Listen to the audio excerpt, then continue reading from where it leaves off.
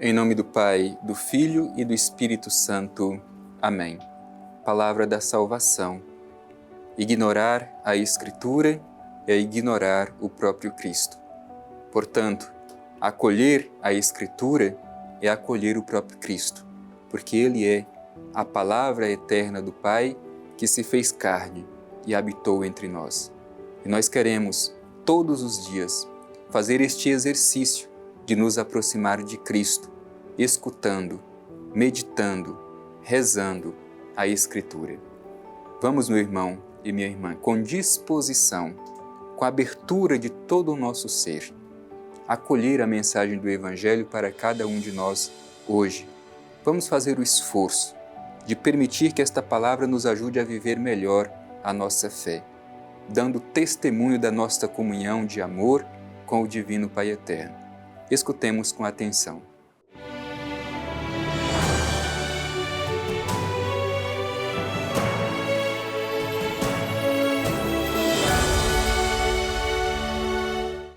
Proclamação do Evangelho de Jesus Cristo segundo Marcos. Glória a vós, Senhor. Partindo dali, ele foi para o território da Judéia e além do Jordão. E outra vez as multidões se reuniram em torno dele. E como de costume, de novo as ensinava. Alguns fariseus aproximaram-se dele e, para pô-lo à prova, perguntaram-lhe: é lícito ao marido repudiar a mulher? Ele respondeu: que vos ordenou Moisés? Eles disseram: Moisés permitiu escrever carta de divórcio e repudiar. Jesus então lhes disse: por causa da dureza dos vossos corações, ele escreveu para vós este mandamento. Mas desde o princípio da criação, ele os fez homem e mulher. Por isso, o homem deixará o seu pai e sua mãe, e os dois serão uma só carne. De modo que já não são dois, mas uma só carne. Portanto, o que Deus uniu, o homem não separe. E em casa, os discípulos voltaram a interrogá-lo a respeito desse ponto. E ele disse: todo aquele que repudiar sua mulher e desposar outra, comete adultério contra a primeira. E se essa repudiar seu marido e desposar outro, comete adultério. Palavra da salvação. Glória a vós, Senhor. Meu irmão e minha irmã, hoje nós acolhemos esse trecho do Evangelho cujo tema é o tema do matrimônio. E Jesus nos apresenta por meio desse trecho do Evangelho a originalidade do plano divino para o matrimônio. A união do homem e da mulher está justamente no plano originário de Deus. Vamos refletir com bastante atenção a mensagem deste Evangelho para a nossa vida hoje. O Evangelho começa dizendo que as multidões se reuniram em torno de Jesus. E é muito comum a gente ver esse gesto das multidões que se reúnem ao redor de Jesus. E esta multidão se reúne ao redor de Jesus com um desejo muito claro, um desejo de escutar Jesus, de acolher o seu ensinamento. O coração daquela multidão se aquecia ao escutar Jesus. É por isso que o Evangelho diz que, como de costume, de novo, Jesus as ensinava. Jesus é o verdadeiro mestre, aquele que ensina as coisas do Pai Eterno. Por isso dedicava tempo para ensinar às multidões. Mas há também um outro grupo, diferente da multidão. Este outro grupo, como diz o Evangelho, também se aproxima de Jesus, mas se aproxima com uma motivação diferente. Diz o Evangelho: alguns fariseus aproximaram-se dele e, para pô-lo à prova, perguntaram-lhe. Os fariseus se aproximam também de Jesus, mas com esse diferencial da multidão. A multidão porque queria escutá-lo, enquanto que os fariseus queriam colocá-lo à prova. Quem coloca Jesus à prova desde o início do Evangelho? Se a gente se recorda lá no início do Evangelho, assim que Jesus foi batizado, o que aconteceu com ele? Jesus foi conduzido pelo Espírito para o deserto. Lá no deserto ele foi colocado à prova pelo demônio. O diabo colocou Jesus à prova. Quem é que tem a função de provar Jesus? É o diabo. E aí a gente vai ver que o evangelista, ao longo do seu evangelho, vai mostrando quem de fato é essa encarnação do mal, quem de fato é esta personalidade do diabo e do demônio, aquele que divide. Esta encarnação daquele que divide está manifestada justamente nos fariseus, nos herodianos e em outros grupos que se opõem à mensagem do reino de Deus revelada por Jesus. Portanto, aqui os fariseus assumem o lugar do diabo, colocar Jesus à prova, se aproxima de Jesus para colocá-lo à prova com esta pergunta: é lícito ao marido repudiar a mulher? Poderíamos imaginar que o interesse dos fariseus era um interesse positivo, que eles estavam de fato querendo discutir sobre o verdadeiro sentido do matrimônio. Mas não é isso. O objetivo dos fariseus, claramente aqui no Evangelho, é colocar Jesus à prova. Bem, diante desses dois grupos, uma multidão e os fariseus, com quem nós nos identificamos? A gente se aproxima de Jesus com que objetivo?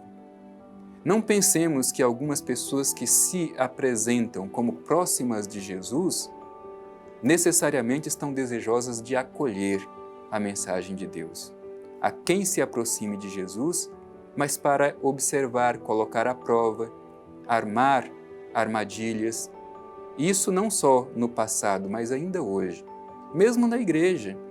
A quem esteja na igreja, mas não verdadeiramente para ouvir a mensagem de Deus. Não para fazer uma experiência autêntica com Deus. Muitas vezes, há quem esteja na igreja muito mais para colocar outras pessoas à prova. Está como guardiã do seu irmão para tomá-la em algum vacilo ou algum pecado. Portanto, os fariseus ainda podem estar presentes no dia de hoje. Como que nós nos aproximamos de Jesus? É para fazer uma experiência verdadeira de encontro com Ele e acolher o seu ensinamento ou colocá-lo à prova?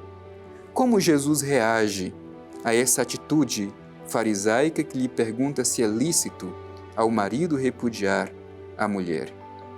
Jesus responde com uma outra pergunta: o que vos ordenou Moisés?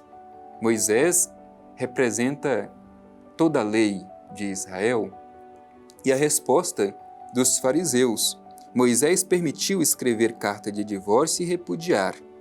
E Jesus replica a isso desta forma: Moisés de fato fez isso, Jesus concorda, mas por que Moisés fez isso? Por causa da dureza do coração dos israelitas. A dureza de coração. É a dureza de coração que faz com que o plano original de Deus seja quebrado. Mas Jesus não admite. Jesus deseja retomar a originalidade. Por isso diz, desde o princípio da criação, Ele, o Pai eterno, os fez homem e mulher. Por isso, o homem deixará seu pai e sua mãe, e os dois serão uma só carne. Jesus cita a própria Escritura para mostrar a originalidade do matrimônio, da união do homem com a mulher. Os fariseus se apegam a tradições humanas para justificar a dureza do seu coração. Mas Jesus retoma a originalidade do matrimônio. Diante deste evangelho que retoma a originalidade do matrimônio, onde a união do homem e da mulher torna realmente esta carne única, marido e mulher tornam-se uma só carne. Nós devemos também hoje olhar para a realidade do matrimônio. É verdade que o matrimônio é um sacramento da Igreja e nos ajuda a compreender a própria relação de Deus com cada um de nós, a sua aliança, Deus e a humanidade, por meio desta imagem matrimonial. E muitas pessoas vivem o seu matrimônio como este testemunho. Mas também é verdade que há muitas dores e sofrimento nas famílias, justamente por causa desta dureza do coração, que muitas vezes leva ao fracasso de um matrimônio. Diante deste Evangelho, nós rezamos por todas as famílias, para que continuem sendo testemunha da aliança de Deus com a humanidade.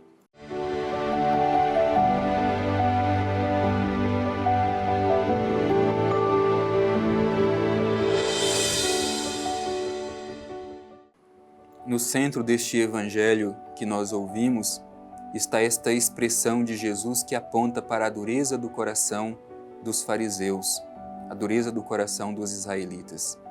Nós também corremos o risco de ter um coração endurecido. Coração endurecido compromete a nossa capacidade de realizar o plano original de Deus. Por isso nós queremos nos dirigir ao Pai Eterno, pedindo um coração aberto, um coração capaz de acolher a sua vontade original. Rezemos ao Pai Eterno. Pai Eterno, diante do Evangelho que nós ouvimos, nós te pedimos confiantes um coração bom. Também te entregamos todas as famílias, sobretudo os esposos e as esposas, para que por meio do amor ensinado por teu Filho Jesus, possam ser neste mundo sacramento da união, sacramento desta comunhão que tu mesmo criaste com a humanidade.